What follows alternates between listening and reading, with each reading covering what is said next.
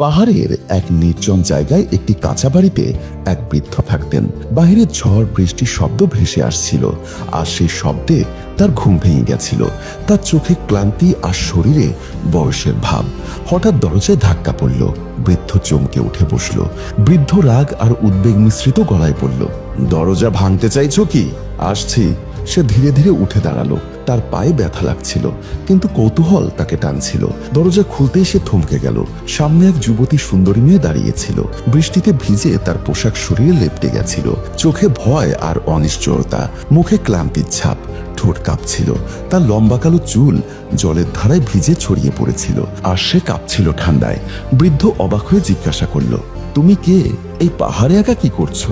মেয়েটি কাঁপা গলায় বলল, আমাকে ভেতরে আসতে দাও, আমি তোমার সাথে থাকতে চাই। বৃদ্ধ পিছিয়ে গেল। তার কপালে ভাঁজ পড়ল। আমার সাথে?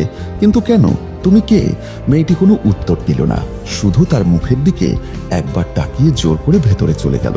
বৃদ্ধ অবাক হয়ে রইল এবং রাগের সঙ্গে বলল, তুমি কে এবং তোমার এত সাহস যে আমার বাড়িতে এভাবে ঢুকে পড়লে?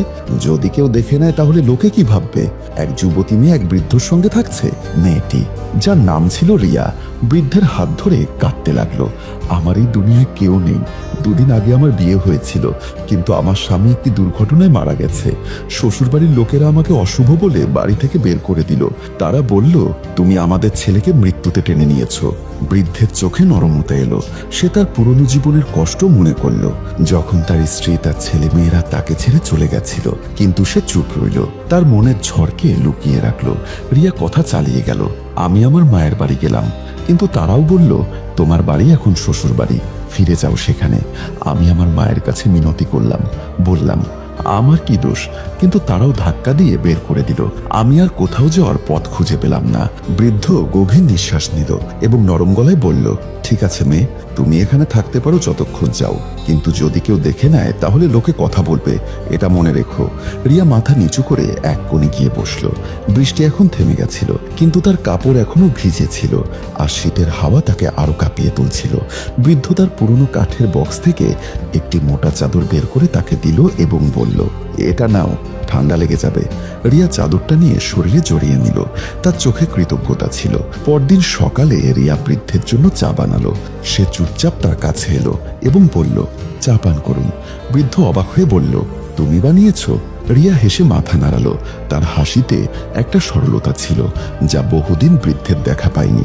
সময় কেটে যেতে লাগলো। রিয়া ধীরে ধীরে বৃদ্ধের কাছাকাছি আসতে লাগলো। সে কখনো তার পা টিপে দিত, কখনো তার হাত ধরে জোর করে তার কাছে বসিয়ে নিত। রাতের বেলা সে বৃদ্ধের মাথায় তেল লাগিয়ে মালিশ করত। তার আঙ্গুলের স্পর্শে একটা শান্তি ছড়াতো। বৃদ্ধ প্রথমে ইতস্ত করত, কিন্তু পরে সে রিয়াকে মেয়ে বলা বন্ধ করে শুধু রিয়া বলে ডাকতে শুরু করলো। হয়তো তার হৃদয়ে একটা অজানা অনুভূতি জেগে উঠেছিল, যা সে বহুদিন ভুলে গেছিল। রাতে যখন বৃদ্ধ ঘুমিয়ে পড়ত, রিয়া তার পাশে এসে বসত এবং ঘন্টার পর ঘন্টা তাকিয়ে থাকত। তার চোখে একটা অদ্ভুত আলো জ্বলত, যেন সে কোনো হারানো স্বপ্ন খুঁজছে। একদিন বৃদ্ধ রিয়াকে জিজ্ঞাসা করল, তোমার এখানে কেমন লাগছে?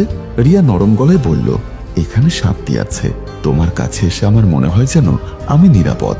বৃদ্ধ মাথা নিচু করল। সে সেই অনুভূতির সাথে লড়াই করছিল, যা তার হৃদয়ে ধীরে ধীরে গড়ে উঠছিল।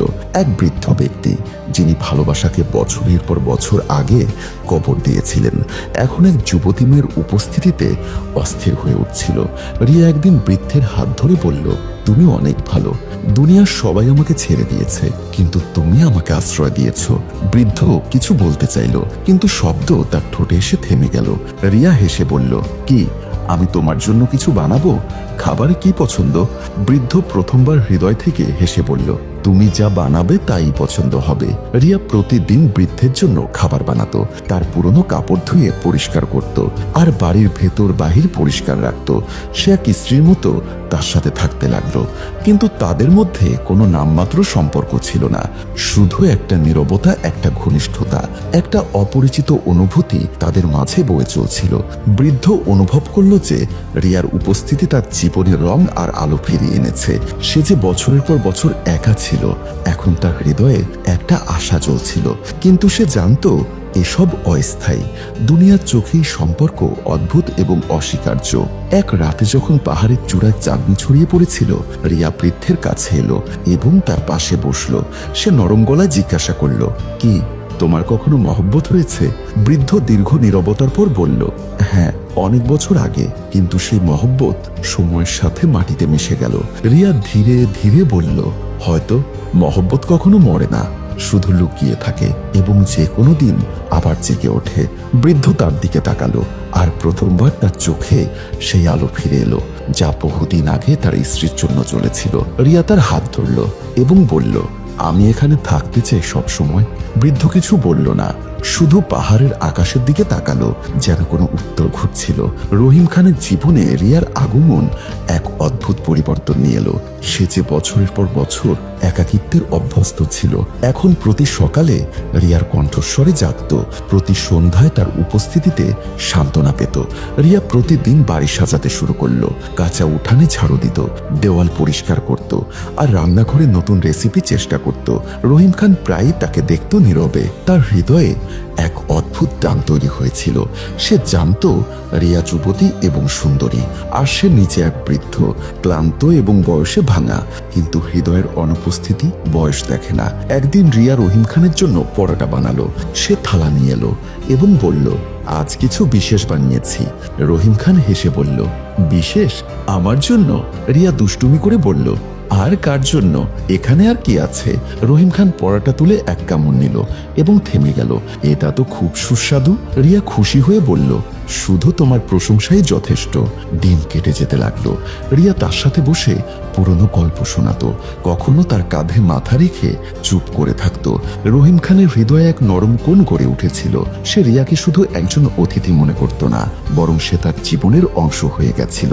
এক রাতে পাহাড়ের শীতল হাওয়ায় চাঁদনি ছড়িয়ে পড়ার সময় রিয়া রহিম খানের কাছে এলো এবং বলল, কখনো কখনো ভাবি যদি সময় থেমে যায় তাহলে কেমন হয়? রহিম খান নরম গলায় বলল, সময় থামে না, কিন্তু কিছু মুহূর্ত হৃদয়ে চিরকাল থেকে যায়। রিয়া তার দিকে তাকালো, কি আমার সাথে কাটানো মুহূর্তগুলো? রহিম খান মাথা নিচু করে বলল, তুমি আছো তাই হৃদয় ধরকে। রিয়া হেসে বলল, তাহলে আমাকে যেতে বলো না। রহিম খান মাথা নাড়ল, যতক্ষণ চাও এই বাড়ি তোমার। কিন্তু দুনিয়ার চোখ এখন তাদের উপর পড়তে শুরু করেছিল। কাছাকাছি গ্রামের কিছু লোক যারা পাহাড় দিয়ে যাতায়াত করত রিয়াকে রহিম খানের সাথে দেখতে লাগলো। ফিসফিসানি শুরু হয়ে গেল। একদিন এক বৃদ্ধা রহিম খানের বাড়ি এলো এবং বলল, রহিম খান, লোকে কথা বলছে তুমি এক যুবতী মেয়েকে বাড়িতে রেখেছো। রহিম খান শান্ত গলায় উত্তর দিল, তাকে আশ্রয় দিয়েছি, সম্মান দিয়েছি। বৃদ্ধা ব্যঙ্গ করে বলল, সম্মান না অন্য কিছু? রহিম খান দরজা বন্ধ করে দিল, কিন্তু তার মনে এক কাঁটা বিঁধে গেল। রিয়া সব শুনে নিয়েছিল। সে রহিম খানের কাছে এসে বলল, যদি আমার উপস্থিতি তোমার জন্য ভয় হয় তাহলে আমি চলে যাই।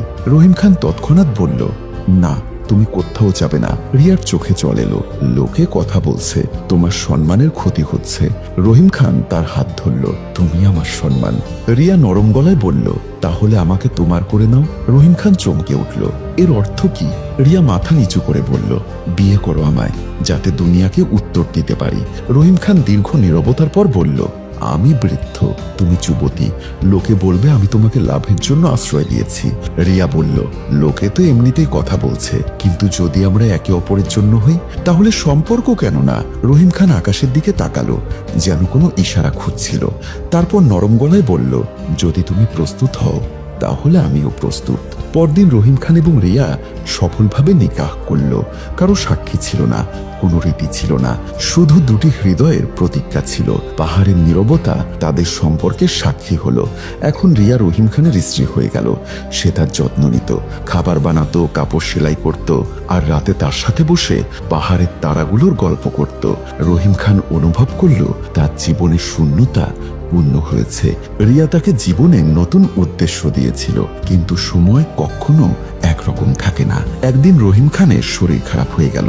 সে জ্বরে পড়ছিল, আর রিয়া তার কাছে বসে কপাল মুছছিল, ঔষধ দিচ্ছিল, দোয়া করছিল। রহিম খান দুর্বল গলায় বলল, রিয়া, যদি আমি না থাকি তুমি কি করবে? রিয়া জল ভরা চোখে বলল, তোমার ছাড়া কিচ্ছু না। রহিম খান নরম গলায় বলল, জীবন শিখো আমার জন্য। রিয়া তার হাত ধরল, তোমায় ছাড়া জীবন সম্ভব না। রহিম খান হাসল। মহব্বতে কুরবানি হয়, বিচ্ছেদও। রিয়া বলল, কিন্তু আমার মহব্বতে শুধু তুমি আছো। কয়েকদিন পর রহিম খানের অবস্থা আরো খারাপ হলো। রিয়া গ্রাম থেকে হেকিম ডাকলো, কিন্তু সব ব্যর্থ হলো। তার নিঃশ্বাস দুর্বল হয়ে এলো।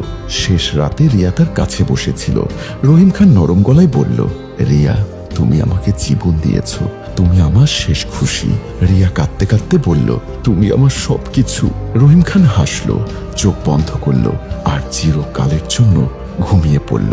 রিয়া তার কবর পাহাড়ে বানালো, সেই জায়গায় যেখানে সে প্রথম এসেছিল।